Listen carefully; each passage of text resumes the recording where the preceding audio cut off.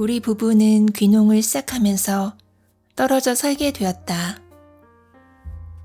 남편은 농장 옆에 붙어 있는 작은 컨테이너 하우스에서 주로 생활을 하고 나와 아이들은 농장과 가까운 시내의 아파트에서 살고 있다.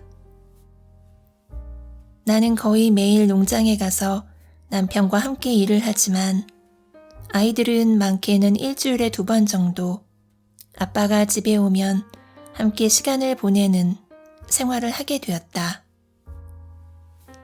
그러면서 크게 달라진 점이 있다. 막내 딸내미가 아빠를 목이 빠지게 그리워하며 매일 아빠 타령을 하게 된 것이다. 함께 살고 있을 때에는 전혀 예상할 수 없었던 일이다. 말을 시켜도 잘 하지 않았던 중학교 2학년인 큰아들도 이전보다 아빠와의 대화를 먼저 더 많이 시도하게 되었다. 결혼 14년 차인 나에게도 이런 믿지 못할 일이 일어나기 시작했다. 한 집에 같이 살 때 참 우리는 많이도 다투었었다. 귀농을 결심하기 전 가정의 여러 가지 상황이 좋지 않게 흘러가고 있을 때 우리는 하루가 멀다 하고 싸우기가 일쑤였다. 그때는 하루하루가 고통스러웠고 죽고 싶을 정도로 절망스러웠다. 그런데 떨어져 지내면서 상황은 서서히 바뀌어 버렸다. 지금은 같이 있는 시간이 아쉽고 소중해져서 이 귀한 시간에 싸움을 한다는 것은 마치 기다리고 기다리던 영화를 보기 위해 영화관에 갔는데 잠을 자버리는 것과 같은 어리석은 행동에 비유할 수 있다. 이쯤 되고 나니 나는 모든 다른 생각들을 잠시 멈추고 변화된 우리의 관계에 대해서 그 원인에 대해서 심각하게 고민하게 되었다. 언제까지가 될지 모르겠지만 가족이 한 집에서 살지 못한다는 것은 분명 정상적인 일이 아니고 권장할 만한 일도 아닐 것이다. 더군다나 아이들에게 아빠의 부재로 인해서 생기는 부정적인 영향도 분명히 있을 것이다. 하지만 어찌되었건 지금으로서는 서로가 서로를 그리워하고 만났을 때 행복한 시간을 보내려고 부단히 노력을 하고 있다는 것은 사실이다.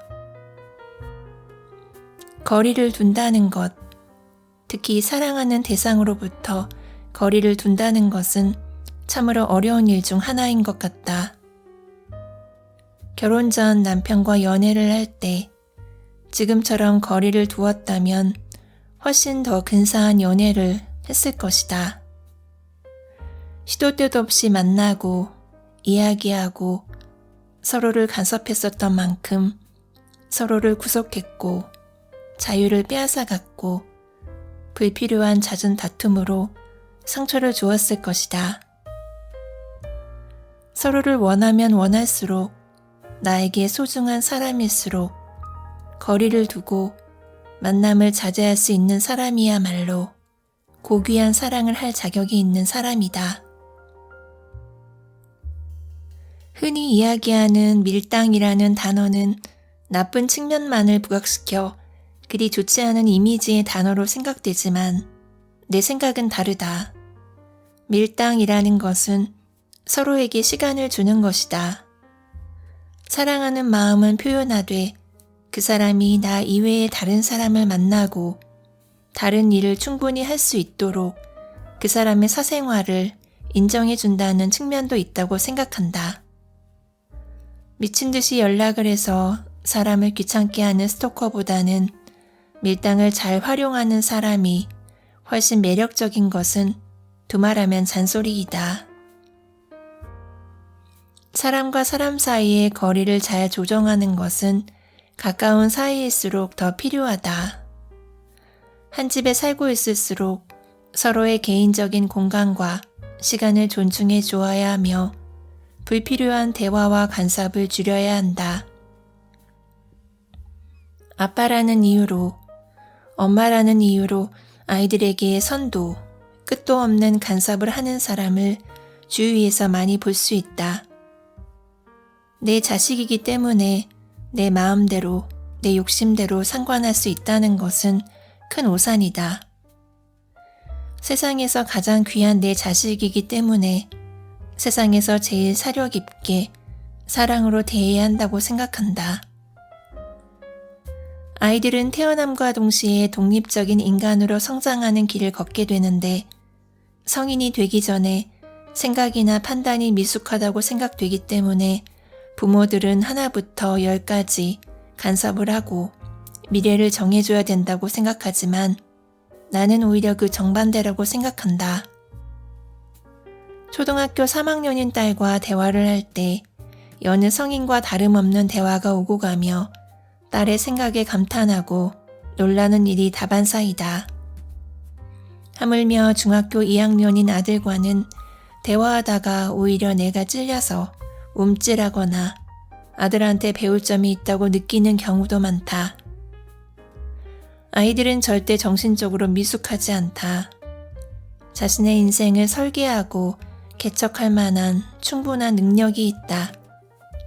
그 능력을 믿어주고 다독여주면 그것으로 부모의 할 일은 다하는 것이라고 생각한다. 나는 아이들에게도 최소한의 간섭을 하려고 한다. 아니, 간섭을 하지 않고 모든 일을 가능하면 혼자서 해결하도록 가만히 지켜보려고 하고 있다. 공부를 하지 않는다고 해서 강요를 하고 밤늦도록 학원을 보내는 것은 해결책이 아니라 공부를 하지 말라고 더 부추기는 꼴이라고 생각한다. 그것보다는 아이가 스스로 공부를 왜 해야 하는지, 배움이라는 것이 얼마나 좋은 것인지를 깨달을 수 있도록 책을 통해서 알려주고 싶다. 내가 아이들에게 하라고 하는 것은 딱 한 가지, 독서이다. 독서라는 하나의 행위와 모든 배움은 서로 연결되어 있다고 생각하기 때문이다. 나는 아이들을 학원에 보내지 않고 있다. 스스로 공부를 하는 방법을 터득했으면 하는 바람이 있고 학교 공부와 독서만 열심히 해도 교육은 충분하다고 생각하기 때문이다. 그리고 나는 아이들을 잘 교육시킬 만큼 그리 똑똑하지도 않고 이렇다 할 특별한 재능도 없다. 그래서 내가 선택한 방법은 딱 한 가지라도 엄마가 열심히 하는 모습을 아이들에게 보여주는 것이다. 나는 농장 일을 하고 퇴근하면 집안일 하는 시간을 제외하고 딱 한 가지만 열심히 한다. 바로 독서이다.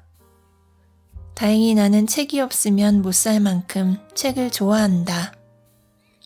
이래라 저래라 이러쿵 저러쿵 간섭을 접어두고 나는 그냥 조용히 나의 할 일을 묵묵히 하는 모습을 보여주고 싶다.